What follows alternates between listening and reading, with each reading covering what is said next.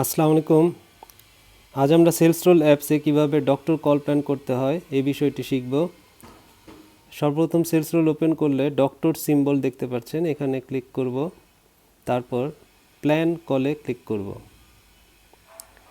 এখানে আগে থেকেই কল প্ল্যান করা আছে এরকম ডক্টর নাম শো করছে, বাট নতুন করে কল প্ল্যান করতে হলে আপনাকে উপরের দেখবেন যে হচ্ছিল গিয়ে ইয়ার এবং মান্থ ঠিক আছে কিনা। যদি না ঠিক থাকে তাহলে এভাবে আপনি সিলেক্ট করে নিতে পারেন। তারপরে প্লাস সিম্বলে ক্লিক করব। এবার কোন ডক্টরের কল প্ল্যান করতে চাচ্ছেন সেই ডক্টরটি সিলেক্ট করে নিতে হবে। এভাবে স্ক্রল করে ডক্টরের নাম দেখতে পারেন, অথবা সার্চ বারে ডক্টরের নাম লিখলে হচ্ছে ডক্টরের নাম শো করবে। যেমন আমরা ডক্টর রাজীব সাহারকে যদি কল প্ল্যান করি, রাজীব সাহাকে ক্লিক করলে একটি ক্যালেন্ডার খুলবে। আমরা রাজীব সাহাকে কবে আমরা ভিজিট করব সেটা দেখায় দিতে হবে।